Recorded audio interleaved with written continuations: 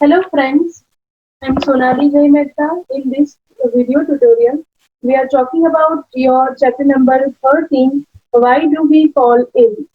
अब आगे देखते हैं, दूसरे रीजन कॉजेज हमें दिखाए हैं, ठीक है। जो डिजीज होंगे वो इन्फेक्शियस कॉजेज से भी हो सकते हैं, नॉन इन्फेक्शियस कॉजेज से भी हो सकते हैं, ठीक है। तो ये डिजीज को हम कॉन्जेंटल और एक्वायर्ड डिजीज बोलते हैं। जो डिजीज हमें बाई बर्थ मिलते हैं उनको हम कॉन्जेंटल डिजीज बोलते हैं। जो बाई बर्थ हमें मिलते हैं और हेरिडिटी में हमारे पेरेंट्स से मिलते हैं, ठीक है। तो हमारे इन्फेंसी से ही वो डिजीज हमारे साथ रहेगा। जैसे कि होल इन हार्ट, ठीक है, हार्ट में छेद है, तो हम जब भी बर्थ करेंगे तब से हमारे साथ, हमारे बर्थ से ही ये डिजीज हमारे साथ रहेगा, ठीक है। तो बाय बर्थ जो डिजीज मिलेंगे उनको हम बोलेंगे कॉन्जेनाइटल डिजीज, राइट। और जो हमारी लाइफ लॉन्ग हमारी एक्टिविटी की वजह से, हमारी फूड हैबिट की वजह से या हमारे आसपास के एनवायरनमेंट की वजह से जो डिजीज हम डेवलप कर लेंगे, ठीक है, वो डिजीज को हम बोलेंगे acquired disease. Now the acquired disease ऐसे भी होंगे कि इंडिविजुअल से हम दूसरे को भी स्प्रेड करेंगे। तो ऐसे डिजीज को हम दो टाइप में डिवाइड कर सकते हैं। क्योंकि एक्वायर्ड डिजीज है वो दो टाइप में फर्दर डिवाइड हो सकते हैं। कुछ एक्वायर्ड डिजीज ऐसे होंगे जो इन्फेक्शियस होंगे, किसी के इन्फेक्शन से हमारे बॉडी में हुए होंगे, और कुछ डिजीज ऐसे होंगे जो इंट्रिंसिक फैक्टर से हुए होंगे, वो इन्फेक्शन से नहीं हुए होंगे, ठीक है। तो पढ़ते हैं what is infectious disease and what is non infectious disease, right. तो एक्वायर्ड डिजीज को फर्दर डिवाइड किया जाता है दो पार्ट में, that is infectious disease and non infectious disease, ठीक है। तो हम देखते हैं व्हाट इज इन्फेक्शियस डिजीज। अगर कोई एक्सटर्नल या एक्सट्रिंसिक फैक्टर की वजह से डिजीज कॉज हो रहा है तो उसे इन्फेक्शियस डिजीज बोलेंगे। जैसे मॉस्किटो ने काटा तो हमें हो गया मलेरिया, या फिर वायरस का इन्फेक्शन होगा तो हमें पर्टिकुलर डिजीज होगा। जैसे कोरोना वायरस का इन्फेक्शन हो गया तो हमें कोविड-19 होगा, ठीक है। तो ये डिजीज कैसे है, कोई पर्टिकुलर लिविंग ऑर्गेनिज्म या कोई चीज की वजह से हमें क्या हुआ, एक्सटर्नल फैक्टर जो हमारी बॉडी में नहीं था, बाहर से कोई लिविंग ऑर्गेनिज्म में या कोई सब्सटेंस का इन्फेक्शन होने की वजह से हमें डिजीज हुआ है, तो इसे हम बोलेंगे इन्फेक्शियस डिजीज। ओके, क्लियर हुआ। अब ये इन्फेक्शियस डिजीज जो होगा वो एक पर्सन से दूसरे पर्सन में ट्रांसमिट भी हो पाएगा, ठीक है। तो पूरी कम्युनिटी में एक पर्सन से दूसरे पर्सन में ट्रांसमिट होगा। जैसे किसी एक को कोरोना हुआ है तो वो आगे भी ट्रांसमिट होगा, ठीक है। जो भी फैक्टर होंगे, जैसे एयर से स्प्रेड हो रहा है तो एयर से स्प्रेड होगा। कोई डिजीज अगर वेक्टर से, जैसे मलेरिया है, मॉस्किटो से स्प्रेड होगा, तो जैसे एक इंसान को मॉस्किटो ने बाइट किया और उसे मलेरिया हुआ, वही मॉस्किटो दूसरे इंसान को भी बाइट कर सकता है और उनको भी इन्फेक्शन होगा मलेरिया, ठीक है। तो ऐसे डिजीज स्प्रेड होते हैं from one person to another person. तो ये डिजीज को हम इन्फेक्शियस डिजीज बोलते हैं। अगर नॉन इन्फेक्शियस डिजीज की बात करें तो ये केस में कैसा होता है कि बॉडी के बाहर का कोई एजेंट या लिविंग ऑर्गेनिज्म हमें डिजीज कॉज नहीं करेगा, हमारे बॉडी के अंदर के फैक्टर ही डिजीज कंडीशन कॉज करते हैं, ठीक है। जैसे कि कैंसर होना, ठीक है। अब अगर कैंसर होगा तो क्या होगा कि हमारे बॉडी के ऑन्कोजीन ही काम करना बंद कर देंगे और हमारे बॉडी में हमारा बॉडी बहुत ज्यादा सेल डिविजन करके सेल का मास बना देगा, जिसके कारण क्या होगा, बॉडी में सेल मास बढ़ता जाएगा और जो ऑर्गन में वो सेल मास या ट्यूमर बनेगा वो ऑर्गन अपना रोल प्ले नहीं कर पाएगा। तो ये केस में कैंसर किसी बाहर के फैक्टर की वजह से या बाहर के लिविंग ऑर्गेनिज्म की वजह से कॉज नहीं हुआ है, वो हमारे बॉडी के इंटरनल फैक्टर की वजह से, हमारे जीन्स की वजह से हुआ है। तो इसे हम ये फैक्टर को हम इंट्रिंसिक फैक्टर बोलेंगे और कैंसर को हम कैसा डिजीज बोलेंगे, नॉन इन्फेक्शियस डिजीज बोलेंगे, बिकॉज पर्टिकुलर किसी लिविंग ऑर्गेनिज्म के इन्फेक्शन से ये कैंसर नहीं हो रहा है, ठीक है। अब अगर बात करें तो ये जो कैंसर है वो नॉन इन्फेक्शियस डिजीज है, वो कम्युनिटी में स्प्रेड नहीं होगा। ऐसा नहीं है कि हमारे घर में या हमारे फैमिली मेंबर में किसी एक को कैंसर हो गया है तो हमें उससे इन्फेक्शन होगा और हमें भी कैंसर हो जाएगा, ऐसा नहीं है, राइट। तो जो नॉन इन्फेक्शियस डिजीज है जैसे डायबिटीज है, वो छूने से या फिर किसी भी और तरीके से वन इंडिविजुअल में से दूसरे इंडिविजुअल में स्प्रेड नहीं होते। तो जो स्प्रेड होते हैं वो इन्फेक्शियस डिजीज, और जो 1 person to another person spread नहीं होते हैं वो होंगे non infectious disease, right. Okay, तो ये क्लियर हो गया इन्फेक्शियस और नॉन इन्फेक्शियस डिजीज क्या होते हैं, ये कॉजेज है, ठीक है। डिजीज का डिफरेंस अभी आपको एग्जाम में भी पूछा जाता है, 2 मार्क का 3 मार्क का डिफरेंस आपको पूछते हैं, व्हाट इज इन्फेक्शियस या communicable disease and what is non infectious या फिर नॉन कम्युनिकेबल डिजीजेस। तो डिफरेंस हम देख लेते हैं, 2 तरह के डिजीज में क्या फर्क रहता है, ठीक है। ओके, तो यहाँ पे है difference between infectious and non infectious disease, right.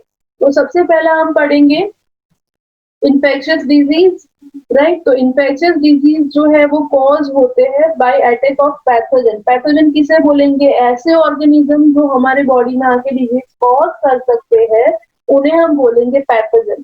तो अगर कोई भी पैथोजन, चाहे वो वायरस हो या बैक्टीरिया हो, उसके अटैक की वजह से डिजीज हो रहा है तो वो डिजीज हो गया कम्युनिकेबल या फिर इन्फेक्शियस डिजीज, ठीक है।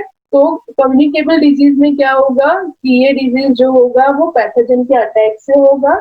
नॉन कम्युनिकेबल में क्या होगा, जो डिजीज होगा उसमें कोई भी पैथोजन का अटैक होगा नहीं।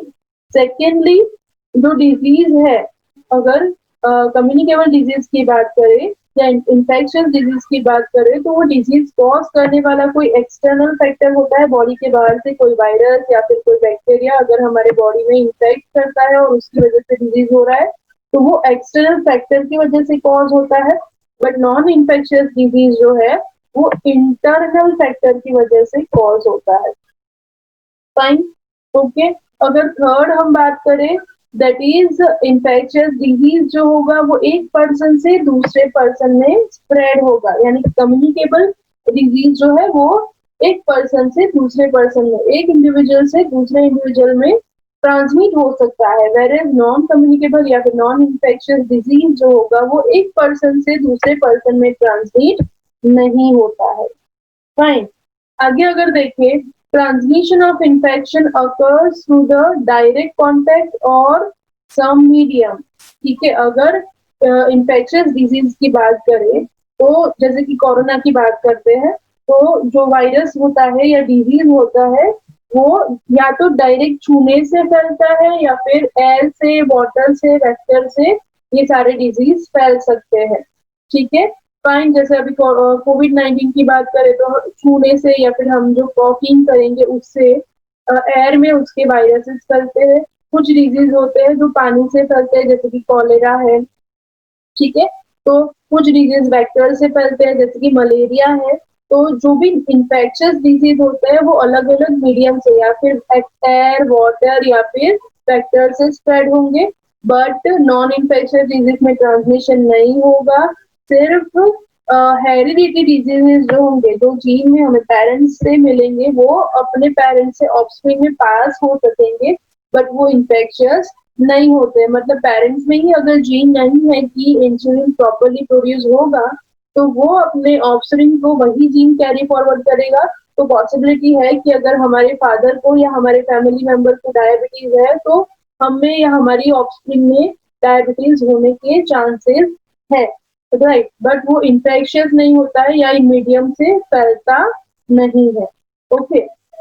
Next, community hygiene. अगर हम इन्फेक्शियस डिजीज की बात करें तो community hygiene can reduce the infectious disease. अगर हमने ध्यान रखा, हमने कम्युनिटी का हाइजीन के बारे में सोचा, हाथ सैनिटाइज किए, ठीक है। अगर मॉस्किटो बहुत हो रहे हैं तो हम मॉस्किटो को मतलब ज्यादा ग्रो नहीं होने देंगे, ऑल आउट यूज करेंगे, ऑडोमोस यूज करेंगे। तो वो कैसे कम्युनिटी जो डिजीज हो रहे हैं, इन्फेक्शियस डिजीज हो रहे हैं वो रिड्यूस हो सकते हैं, राइट। बट अगर नॉन इन्फेक्शियस डिजीज की बात करें तो हम उसे किसी भी तरह से कम्युनिटी हाइजीन से भी हम उसे कंट्रोल नहीं कर सकते। जैसे कि कैंसर हो रहा है, अब कितना भी हाइजीन हम देखेंगे, कम्युनिटी की हाइजीन के बारे में सोचेंगे, बट उससे कैंसर को कोई इफेक्ट नहीं होगा, ठीक है। ओके, लास्टली हम एग्जांपल देख लेते हैं। इन्फेक्शियस डिजीज की बात करें तो cholera, TB, pneumonia, chicken pox, very latest कोविड-19, ये सारे एग्जांपल होंगे इन्फेक्शियस डिजीज के। और नॉन इन्फेक्शियस डिजीज की अगर हम बात करें तो high blood pressure, heart problems और कैंसर, ये कौन से डिजीज है? नॉन इन्फेक्शियस डिजीज है, राइट। तो ये बात हो गई about infectious and non infectious disease. अब देखते हैं कि ये जो इन्फेक्शियस डिजीज हो रहे हैं, हमने बात किया, वो स्प्रेड हो सकते हैं one person to another person, ठीक है। तो ये कैसे स्प्रेड होते हैं, ठीक है। तो अगर इन्फेक्शियस डिजीज स्प्रेड हो रहे हैं तो जो पैथोजन और जो माइक्रोब्स कॉज करते हैं इन्फेक्शियस डिजीज को, उनको हम बोलेंगे इन्फेक्शियस एजेंट। जैसे कि वायरस है कोरोना वायरस, जो कोविड-19 डिजीज कॉज कर रहा है, तो corona virus is infectious agent for causing कोविड-19, ठीक है। तो कोरोना वायरस क्या हो गया? इन्फेक्शियस एजेंट हो गया, ठीक है। तो अलग अलग डिजीज को होने के लिए अलग अलग इन्फेक्शियस एजेंट होते हैं, जैसे कि कॉमन कोल्ड है, इन्फ्लुएंजा है, डेंगू है, एड्स है या फिर कोविड-19 है। ये सारे डिजीज किसकी वजह से होते हैं? वायरस के इन्फेक्शन से होते हैं, तो उनके लिए इन्फेक्शियस एजेंट हो गया वायरस। अगर टाइफाइड की बात करें, टाइफाइड, कोलेरा, टीबी, एंथ्रेक्स, ये सारे डिजीज बैक्टीरिया के इन्फेक्शन की वजह से होते हैं, तो उनका इन्फेक्शियस एजेंट हो गया बैक्टीरिया। फिर फंगाई की वजह से बहुत सारे इन्फेक्शन डिजीज होते हैं, ठीक है। फिर यहाँ पे ये इम्पोर्टेंट क्वेश्चन है, आपको 1 मार्क के एमसीक्यू में पूछा जाएगा, दैट इज जो मलेरिया है, मलेरिया के लिए इन्फेक्शियस एजेंट कौन सा होगा? तो आपको याद रखना है प्रोटोजुआ, ठीक है। प्रोटोजुआ का नाम भी है प्लाज्मोडियम। प्लाज्मोडियम की वजह से मलेरिया होता है, ठीक है।